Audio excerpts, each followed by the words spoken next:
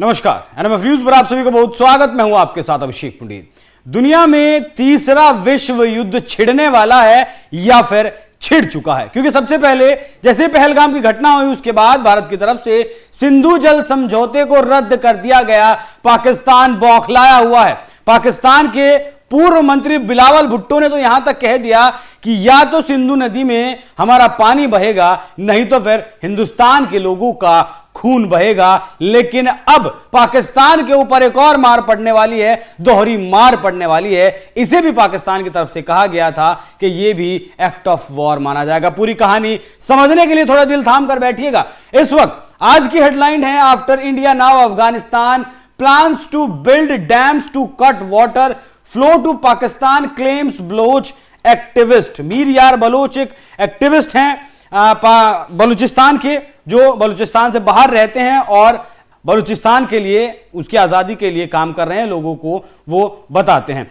ये चल रहा है फिलहाल, ये हेडलाइन है आपकी कि जो नदी, जो काबुल नदी हुई या फिर कोनार जो नदी हुई, जो आकर वास्तव में सिंधु नदी से ही मिलती है, उस पर अफगानिस्तान अब डैम बनाएगा। इसकी टाइमलाइन को थोड़ा सा मैच करिएगा। अभी पिछले ही हफ्ते, मतलब 15 तारीख की अगर बात करें, 15 ही तारीख को भारत के विदेश मंत्री डॉक्टर एस जयशंकर ने वहां के कार्यकारी जो विदेश मंत्री हैं मुताकी, उनसे बात की थी और हो सकता है कि उस दौरान ये सारी चीजें समझाई गई हों। अब ये जरूरी, जैसे जिस तरीके से भारत ने सिंधु नदी का पानी रोका, 1960 में दोनों देशों के बीच ट्रीटी हुई है, वर्ल्ड बैंक ने मध्यस्थता करवाई थी, तो यह मामला इंटरनेशनल लेवल पर उठ सकता है। लेकिन अगर अफगानिस्तान पानी रोकता है, डैम बनाता है, अपने हाइड्रो पावर प्रोजेक्ट्स लगाता है, तब यह मामला नहीं उठेगा। क्यों नहीं उठेगा? क्योंकि दोनों देशों के बीच कोई संधि नहीं हुई थी। पिछली तस्वीर दिखाइएगा जरा एक बार।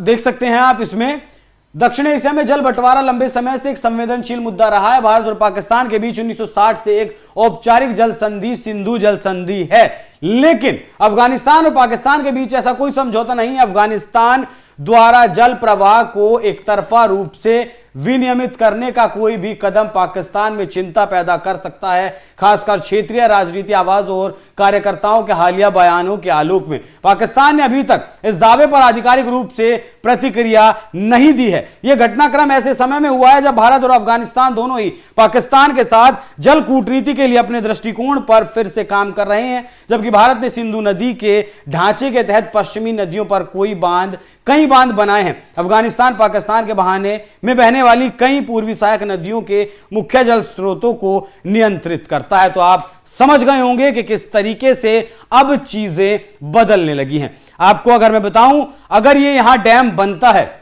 तो पाकिस्तान जाने वाला कम से कम 20% पानी कम हो जाएगा। सिंधु नदी की अगर बात करें तो 80% पानी पाकिस्तान को मिलता था, और इसी सिंधु नदी में इस जिन नदियों पर अब डैम बनाने की बात चल रही है, उनका पानी जाता है। तो पाकिस्तान में आप समझ सकते हैं किस हद तक की किल्लत आती है। मीर यार बलोच लिखते हैं, देशभक्तों 2025 ये पाकिस्तान के अंत की शुरुआत है। पाकिस्तान के अंत की शुरुआत है, बहुत बड़ी बात इन्होंने कही। भारत के बाद अब अफगानिस्तान में पाकिस्तान में पानी के प्रवाह को रोकने के लिए बांध बनाने की तैयारी कर रहा है। तालिबान शासन के सेना जनरल मुबीन ने कुनार क्षेत्र का दौरा किया और बांध का निरीक्षण किया। काबुल में सरकार से धन इकट्ठा करने, कई बांध बनाने का आग्रह किया। उनका कहना है कि यह पानी हमारा खून है। यही बात मैंने आपको शुरू में बताई। यही बात किसने कही थी? यही बात कही थी पाकिस्तान में कही गई थी ये बात, ये पानी हमारा खून है और हम अपने खून को नसों में बहने नहीं दे सकते। हमें अपना पानी रोकना होगा, जिससे हमारी बिजली की जरूरतें पूरी हो सकेंगी और हम अपनी खेती को और ज्यादा मजबूत बना सकेंगे। ये बात कही है मीर यार बलोच ने।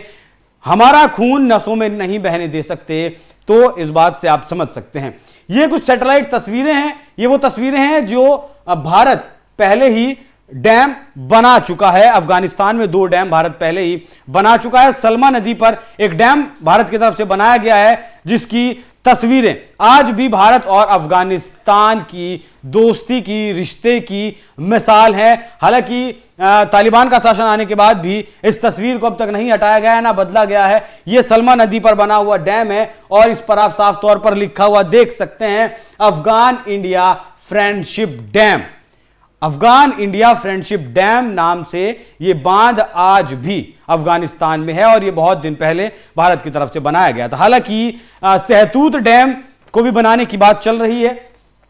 ये सहतूत डैम यहां बनाने की बात चल रही है, जिसके बारे में अब मीर यार बलोच का कहना हो या फिर जो हेडलाइंस फिलहाल चल रही हैं वो कहती हो ये वो सहतूत डैम है, यहां वो सहतूत डैम बनेगा। हालांकि ये जो प्रोजेक्ट है वो 2011-12 में इसके ऊपर बात हुई थी, लेकिन उसके बाद फिर वहां अमेरिका तालिबान लड़ाई झगड़ा ये सब चल रहा था, तो ये चीजें नहीं हो पाई थी। अब यहां आप एक बार मैप पर नजर डालिए थोड़ा सा, ये काबुल नदी है, ये कोनार नदी है, ये काबुल नदी है, ये काबुल नदी आकर फिर पाकिस्तान में अंदर एंट्री करते हैं। मतलब मोटा मोटी सा ये समझ लीजिए कि सिंधु नदी की ही सहायक नदियां काबुल नदी हो या फिर कोनार नदी हो, ये सहतूत डैम पर यहां डैम बनाने की बात चल रही है। $236 मिलियन का यह प्रोजेक्ट है, लेकिन पैसा नहीं है, पैसा अफगानिस्तान के पास नहीं है। वो पैसा कैसे आएगा वो भी मैं आपको बताऊंगा, लेकिन उससे पहले जो मैंने आपको मीर यार बलोच का ट्वीट दिखाया है, उसमें जो लिखा था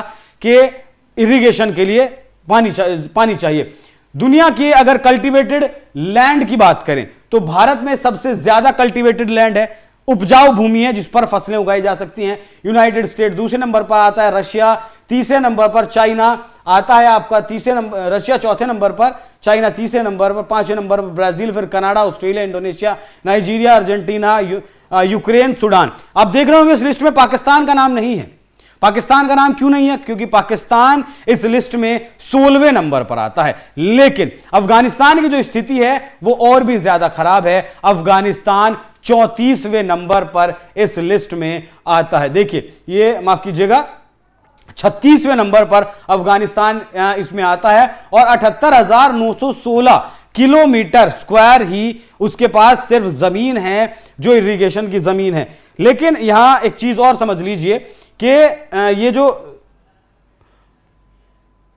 जितनी भी जमीन है उसमें से 50% लैंड इरिगेशन करने लायक है ही नहीं। क्यों नहीं है? क्योंकि वहां पानी नहीं है। अब तक जो कॉन्फ्लिक्ट दोनों देशों के बीच चल रहा था उसकी वजह से ये जो नदियों का पानी था उसे स्टोर नहीं कर पाए, संरक्षित नहीं कर पाए और ना ही इस बारे में सोच पाए कि किस तरीके से वहां इरिगेशन को बढ़ावा दिया जा सकता है। दूसरी बात, अमेरिका यहां पर पड़ा हुआ था, लगभग 2-2.5 दशक तक पड़ा रहा और वहां उस कॉन्फ्लिक्ट की वजह से भी वो सब कुछ चीजें नहीं कर पाए। ये तस्वीर है दोनों की, भारत के विदेश मंत्री और इसके मुत्ता की जो कार्यकारी विदेश मंत्री फिलहाल तालिबान के हैं, इन दोनों के बीच जब बातचीत हुई थी, ये उसकी एक प्रतीकात्मक तस्वीर है और इसके बाद से ही सारी चीजें बदलनी शुरू हुई हैं। यहां अब जब मैं आपके सामने ये सारी चीजें बता रहा हूं, उससे कुछ देर पहले, कुछ घंटों पहले चीन में, बीजिंग में पाकिस्तान के विदेश मंत्री, अफगानिस्तान के विदेश मंत्री ये मुत्ताकी साहब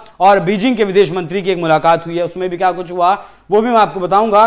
वो ये मीर यार बलोच का जो ट्वीट था वो मैंने आपको बताया। इस मीटिंग में, जो बीजिंग में मीटिंग हुई है, इसमें तीनों देशों ने बैठकर बातचीत की है और उम्मीद है कि जैसे ही 15 तारीख में अफगानिस्तान के साथ बातचीत हुई थी डॉक्टर जयशंकर की, उसके बाद ही यह मीटिंग प्लान की गई हो। हालांकि इसमें जो बताया गया है वो बताया गया है कि जो CPEC China Pakistan economic corridor है जो पाकिस्तान से गुजर रहा है, गिलगिट बाल्टिस्तान या फिर पीओके में हो, पीओके से होकर जो गुजर रहा है, वहां काम नहीं चल रहा है, उस लेवल पर नहीं चल रहा, क्योंकि 2018 में यह प्रोजेक्ट पूरा होना था, लेकिन 2025 में अब हम हैं और यह प्रोजेक्ट पूरा नहीं हो पाया क्योंकि पीओके अलग होने की मांग कर रहा है, गिलगिट बाल्टिस्तान अलग होने की बात कर रहा है, सिंध अलग होने की बात कर रहा है, खैबर पख्तूनख्वा अलग होने की बात कर रहा है।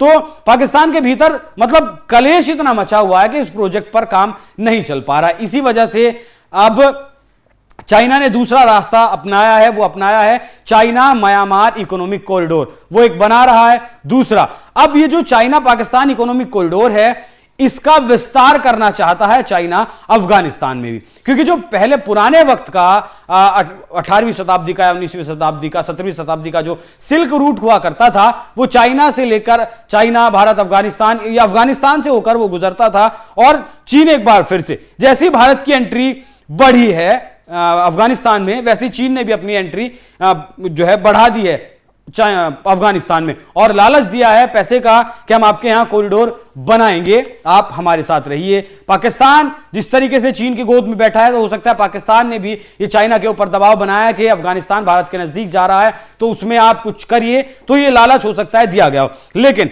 जो अफगान नेता हैं उनका यह कहना है कि चाइना हमारे साथ मिलकर व्यापार तो कर सकता है, चाइना के हमारे यहां रूट बना सकता है जिससे व्यापार हो सकता है, लेकिन अफगानिस्तान जो है वो एक लैंड लॉक्ड कंट्री है, मतलब उसके आसपास कोई पोर्ट नहीं है क्योंकि समुद्र उससे नहीं लगता है। सारा जितना भी व्यापार होता है उसका ग्वादर पोर्ट जो ईरान का है उससे ही होता है।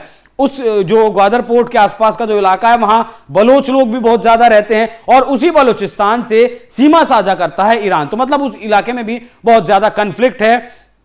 उसका भी समाधान क्या कुछ होगा क्या नहीं होगा वो ईरान, अफगानिस्तान और भारत शायद कर रहे हैं। जिस तरीके से जयशंकर साहब की भी मुलाकात हुई और बलूचिस्तान भी खुद को आजाद मुल्क घोषित कर चुका है। तो चाइना ने जाल फेंकने की जरूर कोशिश की, लेकिन अफगानियों का कहना है कि चाइना कर तो सकता है ये काम, लेकिन चाइना ने कर्जा दिया श्रीलंका को, आज कहां है श्रीलंका, पाकिस्तान को कर्जा दिया, आज फटे हाल है पाकिस्तान, बांग्लादेश को अब कर्जा दे रहा है, बांग्लादेश की हालत भी बहुत ज्यादा खराब है, हालांकि बांग्लादेश की भी कमर तोड़कर भारत ने रख दी है। सिर्फ एक छोटा सा कदम उठाया है, कोई बैन नहीं लगाया, सिर्फ एक छोटा सा कदम उठाया और 9,000 करोड़ रुपए का नुकसान हमने बांग्लादेश को पहुंचा दिया है। बाकी अब भारत का जो इंटरफेयर है वो अफगानिस्तान में बढ़ रहा है और अब भारत भी इस डैम को बनाने की तरफ बढ़ रहा है। हो सकता है जयशंकर साहब की इस बारे में बात हुई हो। मैंने आपको बताया कि 236 मिलियन डॉलर इसमें इस डैम को बनाने के लिए चाहिए। अफगानियों के पास इतना पैसा नहीं है, तो अफगानियों ने तरकीब निकाली है कि भैया जो काबुल का एयरपोर्ट है वहां जो लोग जाते हैं इंटरनेशनल फ्लाइट लेते हैं उनसे हम $100 लेंगे, और जो आपका डोमेस्टिक फ्लाइट लेते हैं उन लोगों से हम $100 लेंगे जो इंटरनेशनल जाते हैं, $10 लेंगे जो डोमेस्टिक फ्लाइट का इस्तेमाल करते हैं। बाकी जो ट्रक्स हैं जो सामान सड़कों पर ढोते हैं उनसे भी 200 अफगानी रुपया लेंगे। इस तरीके से पैसा ये लोग इकट्ठा करने की कोशिश कर रहे हैं, लेकिन भारत ने कहा है कि पैसे की चिंता मत करिए, पैसा हम देंगे। $236 मिलियन का जो ये प्रोजेक्ट है उस पर, काबुल नदी पर जो डैम बनाने के लिए है उसके लिए पैसा भारत देगा। इससे पहले भी भारत ने वहां सड़कें बनाई हैं, स्कूल बनाई हैं, बल्कि एक स्कूल का नाम तो इंदिरा गांधी, हमारी तत्कालीन प्रधानमंत्री इंदिरा गांधी के नाम पर है। स्कूल्स बनाए हैं, सड़क बनाई है, डैम्स बनाए हैं, अस्पताल बनाए हैं। तो जो मतलब सुविधाएं लोगों को चाहिए, आम सुविधाएं जो चाहिए उन पर भारत वहां लगातार काम कर रहा है और इसीलिए भारत के नजदीक फिलहाल तालिबान का शासन आता जा रहा है। मैंने आपको बताया पाकिस्तान अगर इस नदी पर डैम बनता है तो 20% की कमी पड़ेगी। यहां एक और जरूरी बात करनी जरूरी हो जाती है कि अफगानिस्तान और पाकिस्तान के रिश्ते अच्छे हुआ करते थे, लेकिन अब इतनी खटास क्यों आई है कि चीन को भी बीच में आना पड़ा, चीन को भी गिड़गिड़ाना पड़ा अफगानिस्तान के सामने।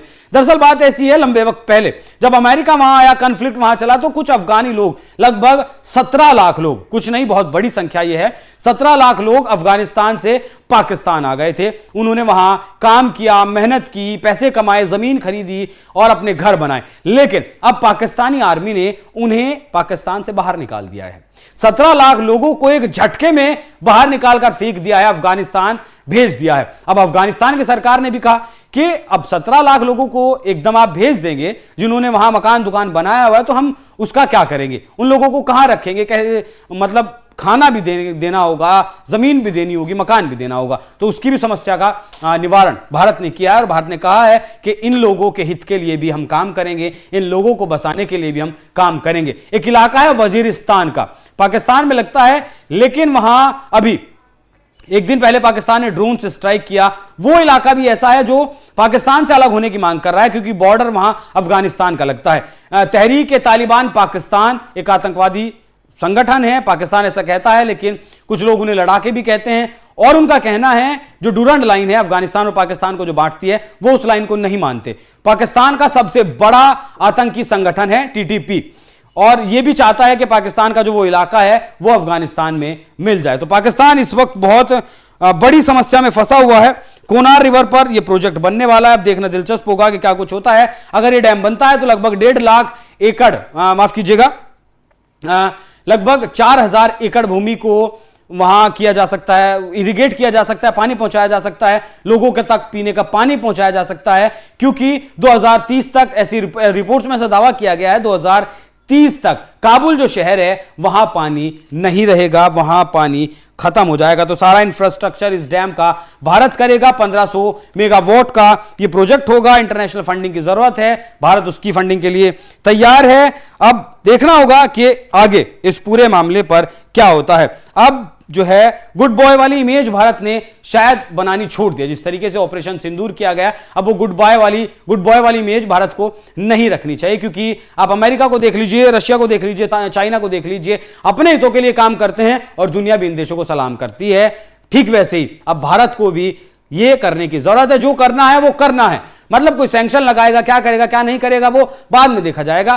खुद को पहले ताकतवर दिखाना होगा और उस दिखाने के लिए कुछ महत्वपूर्ण जो डिसीजंस हैं वो लेने होंगे। बाकी इस विषय पर आप क्या सोचते हैं? जिस तरीके से पहले भारत ने पानी बंद किया और अब अफगानिस्तान भी पानी बंद करने की दिशा में काम कर रहा है और पाकिस्तान बेहाल होने वाला है, तो आप क्या सोचते हैं इस विषय पर? कमेंट कर जरूर बताइएगा। नमस्कार।